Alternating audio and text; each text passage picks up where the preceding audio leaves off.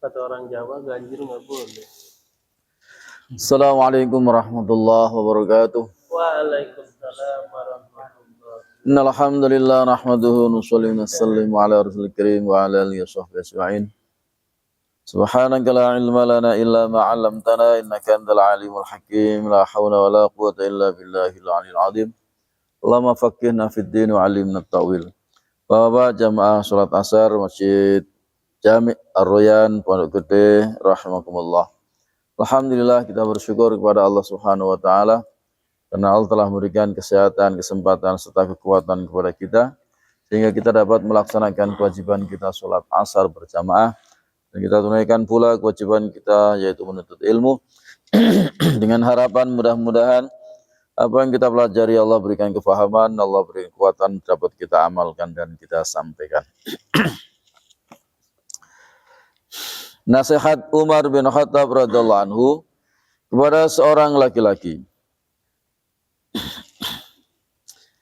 Diriwayatkan syaratnya dari Umar radhiyallahu anhu bahwasanya ia pernah memberikan nasihat kepada seorang laki-laki dengan berkata, "Jangan biarkan orang lain membuat kamu lalai terhadap dirimu sendiri." Jangan biarkan orang lain membuat kamu lalai terhadap dirimu sendiri, karena segala persoalan akan kembali kepadamu, bukan kepada orang lain. Janganlah kamu habiskan waktu siang kamu sia-sia belaka, karena semua amal perbuatan kamu tercatat untukmu. Dan apabila kamu telah melakukan keburukan, maka segera lakukan kebaikan. Apabila kamu telah melakukan keburukan, dosa, maka segera lakukan kebaikan. Sungguh aku tidak pernah melihat sesuatu yang lebih cepat menyusul daripada menyusulnya kebaikan baru terhadap dosa lama. Imam Baihaqi meriwayatkan sanadnya dari Umar radhiyallahu anhu yang berkata, "Jauhilah apa yang dapat mengganggumu." Jauhilah apa yang dapat mengganggumu. Yang mengganggumu untuk ibadah, jauhi. Ya. Mengganggumu untuk sholat berjamaah, jauhi. Jauhi orang lain yang mengganggumu untuk ibadah, untuk sholat, untuk taklim, jauhi. Ya. Bukan malah dideketi. Udah tahu. Ya, itu mengganggumu. Tapi malah ditonton.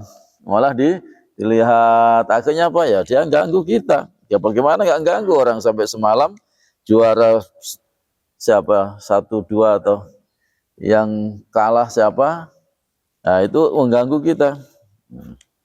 Jauhi kata Umar radhiyallahu anhu. Ya, berkawanlah dengan teman yang baik. Berkawanlah dengan teman yang baik. Meski jumlah mereka sangat sedikit, gak apa-apa walaupun sedikit. Tapi kalau orang baik-baik, ya. Tapi kalau banyak tapi orangnya jelek-jelek, ya nanti malah mengganggu kita di dalam ibadah, ya. Yang ganggu TV, HP dan lain sebagainya, ya. Dan musyawarahlah mengenai urusanmu dengan orang-orang yang takut kepada Allah Subhanahu wa taala. Musyawarahlah ya mengenai urusanmu dengan orang-orang yang takut kepada Allah Subhanahu wa taala.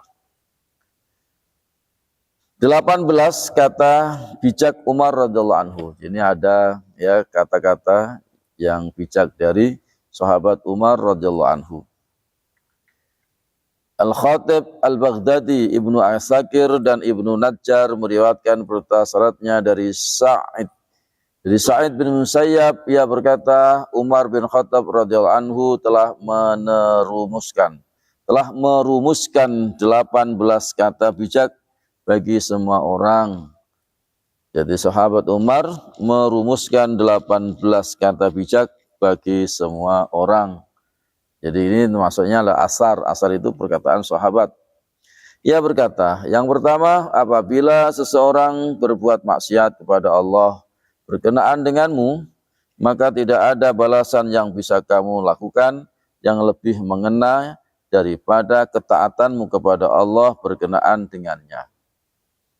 Apabila seorang berbuat maksiat kepada Allah berkenaan denganmu, maka tidak ada balasan yang bisa kamu lakukan yang lebih mengena daripada ketaatanmu kepada Allah berkenaan dengannya. Ya, jadi kalau kita berbuat dosa, bermaksiat, cepat-cepat kita ibadah, melaksanakan ketaatan kepada Allah, mungkin sholat taubat, istighfar, dan yang lain sebagainya. Yang kedua, bersangka baiklah kepada saudaramu, kecuali jika kamu mengetahui sesuatu mengenainya yang membuat kamu tidak bisa lagi bersangka baik kepadanya. Bersangka baiklah kepada saudaramu, kecuali jika kamu mengetahui. Kalau memang sudah jelas-jelas kita ketahui, bagaimana sangka baik?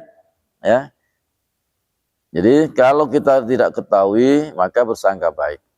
Bersangka baiklah kepada saudaramu kecuali jika kamu mengetahui sesuatu mengenainya yang membuat kamu tidak bisa lagi bersangka baik kepadanya. Bagaimana bisa bersangka baik? Karena memang saya sudah lihat betul, ya, saya lihat dengan kedua mata, ya sendiri, ya. Masa disuruh berbuat sangka baik, kenyataannya memang buruk, ya. Yang ketiga, janganlah bersangka buruk terhadap ucapan seorang muslim selama kamu bisa menafsirkannya dengan penafsiran yang baik. Janganlah bersangka buruk terhadap ucapan seorang muslim selama kamu bisa menafsirkannya dengan penafsiran yang baik. Ya. Jangan bersangka buruk terhadap ucapan seorang muslim. Ya, ya, jangan percaya yang dikatakan orang itu, jangan langsung dipercaya. Selama kamu bisa menafsirkan, oh itu ditafsiri dengan baik misalnya. Karena ini kan dilapuri, ya. Itu loh istrimu itu jalan-jalan dengan laki-laki. Nah, ya, jangan langsung ya kita bersangka buruk. Kalau kita ya misalnya tadi, kalau kita selama kita bisa menafsirkan yang baik, oh itu sih saudara kandungnya. Nah itu ya, saudara kandungnya. Jadi langsung wah terus mencak-mencak padahal itu saudara kandungnya.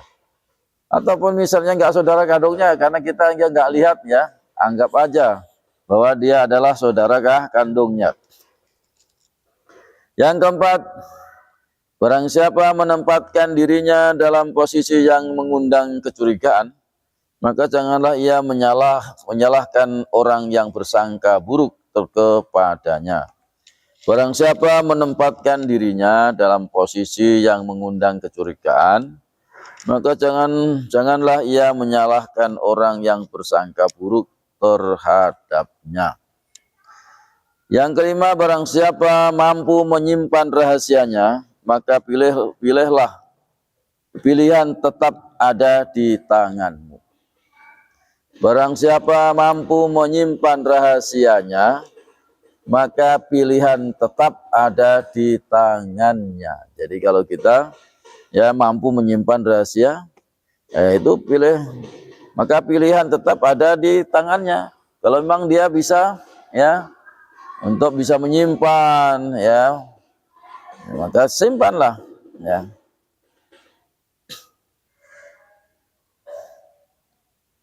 Yang keenam, dapatkanlah teman-teman sejati. Niscaya kamu akan hidup dalam lindungan mereka, karena mereka adalah hiasan di saat lapang dan simpanan dalam menghadapi cobaan. Dapatkanlah teman-teman sejati. Jadi kita berusaha cari teman yang betul-betul teman yang baik. Niscaya kamu akan hidup dalam lindungan mereka, karena temannya orang baik. Karena mereka adalah hiasan di saat lapang dan simpanan dalam menghadapi cobaan. Ketika menghadapi cobaan, ya kita akan dibela oleh teman yang baik tadi. Ya. Yang ketujuh, hendaklah kamu selalu berkata jujur meskipun kamu akan dibunuh karenanya.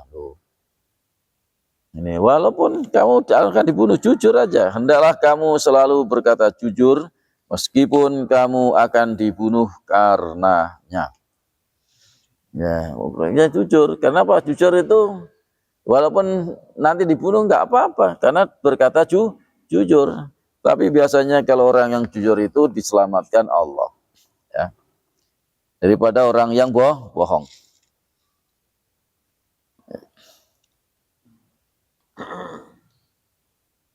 Yang kedelapan, jangan sibukkan dirimu dalam perkara yang tidak berguna. Jangan sibukkan dirimu dalam perkara yang tidak berguna. Yang kesembilan, janganlah kamu bertanya tentang sesuatu yang belum terjadi. Karena perkara yang sudah terjadi cukup untuk menyibukkan dirimu, sehingga tidak perlu memikirkan yang belum terjadi. Nanti jangan-jangan begini, nanti jangan-jangan, ya itu jangan, orang belum terjadi. Ngapain ya? Nanti bagaimana kalau kita nanti bagaimana nantilah. Itu kan nanti, ya nggak usah. Kenapa? Karena belum terjadi, ngapain ya dipikirin. Yang sudah terjadi saja sudah menyibukkan diri kita, apalagi yang belum terjadi dipikirkan. Ya nggak usah mikirin yang belum terjadi. Ya. Yang ke-10, jangan sekali-kali kamu meminta keperluan kamu kepada orang yang tidak suka bila kamu berhasil mendapatkannya. Ya, jangan sekali-kali kamu meminta keperluan kamu kepada orang yang tidak suka ya bila kamu berhasil mendapatkannya. Ya, yang orang nggak suka. Ya. Walaupun mendapatkannya, tapi nanti diomongin orang itu, ya, diomongin itu kerjaannya minta aja, nah, ya. Jadi jangan kamu bertanya, janganlah kamu minta keperluan kamu kepada orang yang tidak suka bila kamu berhasil mendapatinya. Yang ke-11, jangan mudah mengucapkan sumpah palsu sehingga Allah akan membinasakan kamu. Jangan mudah mengucapkan sumpah palsu sehingga Allah akan membinasakan kamu. Yang ke-12, janganlah kamu berkawan dengan para pendosa sehingga kamu mempelajari perbuatan dosa mereka. Kalau kita temannya orang yang berbuat dosa, kita akan ikut. Akhirnya ikut bagaimana caranya? Ya. Jangan. 13, jauhkanlah dirimu dari musuhmu. Jauh dari musuhmu, ya. 14, waspadalah terhadap temanmu kecuali yang dapat dipercaya. Dan tidak ada yang dapat dipercaya kecuali orang yang takut kepada Allah. Yang ke-15, bersikaplah khusyuk apabila kamu di pekuburan. Bersikaplah kamu khusyuk, ya. Ini di kuburan, canda sana, canda sini, ketawa itu malah yang diceritakan ya bukan dia di atas kuburan itu mengambil pelajaran, kemudian dia takut, merenungkan bagaimana nanti kalau saya sudah mati. Enggak, malah apa? Bisnis yang dibicarakan. Kamu kemarin, ya, dagangan kamu untung enggak? Jadi seakan-akan enggak ada. Padahal di depannya itu adalah kuburan. Ya, itu. Kemudian yang ke-15, bersikaplah khusyuk apabila kamu di pekuburan. Yang ke-16, tundukkan dirimu di dalam ketaatan kepada Allah. Tundukkanlah dirimu di dalam ketaatan kepada Allah. Yang ke-17, tahanlah dirimu ketika menghadapi kemaksiatan. Nah, ini yang berat, ya, tahanlah dirimu ketika menghadapi kemaksiatan. Jadi jangan sampai berbuat. Kalau kita menghadapi di dalam kemaksiatan itu, ya, Sayyidina Umar mengatakan tahanlah dirimu. Ya, ketika menghadapi kemaksiatan. Ini ada ya perempuan cantik ini, misalnya. Kemudian nggak ada orang sama sekali. Dia hanya berduaan. Ya, itu kan bahaya. Tapi tahanlah dirimu ketika menghadapi kemaksiatan sehingga kamu akan selamat. Dalam hadis diterangkan di antaranya orang yang akan mendapatkan naungan di bawah arasnya Allah besok pada hari kiamat, gak ada naungan kecuali naungan Allah. Itu seorang laki-laki yang diajak berbuat zina dengan perempuan yang cantiknya luar biasa, dermawan, udah cantik, dermawan, kaya raya, ya. Walaupun begitu, maka orang yang saya ajak tadi dia mengatakan inni akhafullah, aku takut kepada Allah. Kalau dia nggak jadi berbuat zina, maka orang itu akan diberikan yaitu naungan di bawah arasnya Allah Subhanahu wa taala, ya. Yang ke-18, bermusyawarahlah mengenai urusanmu dengan orang-orang yang takut kepada Allah, karena Allah taala berfirman, innama yakhsyallaha min ibadihil ulama. Sungguhnya yang takut kepada Allah di antara hamba-hambanya hanyalah ulama.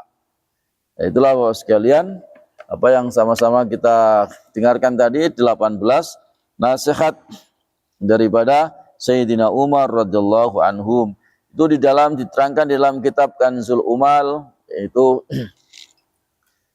nomor 235.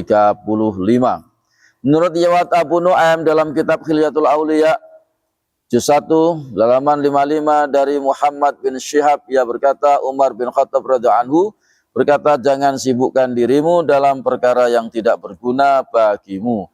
Jauhkanlah dirimu dari musuhmu, waspadalah terhadap temanmu kecuali yang dapat dipercaya.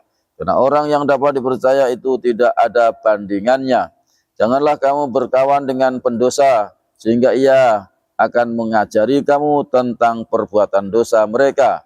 Janganlah kamu membocorkan rahasiamu kepadanya, dan bermusyawarahlah mengenai urusan kamu dengan orang-orang yang takut kepada Allah Azza wa Jalla. Demikianlah Bapak sekalian, kajian asar Masjid Ar-Royan Pondok Gede. Mudah-mudahan apa yang kita dengarkan tadi kita dapat mengambil pelajaran, sehingga kita akan selamat daripada apa yang disampaikan oleh sahabat Umar tadi. Kita ambil kebaikannya, kita laksanakan, dan yang buruk nasihatnya kita tinggalkan. Wallahu a'lam bishawab. Kita tutup dengan doa kifarat majelis. Subhanallah hamdihi, subhanallah hamdika, asyhadu an la ilaha illa anta, astaghfiruka wa atubu ilaik. Assalamualaikum warahmatullahi wabarakatuh. Waalaikumsalam.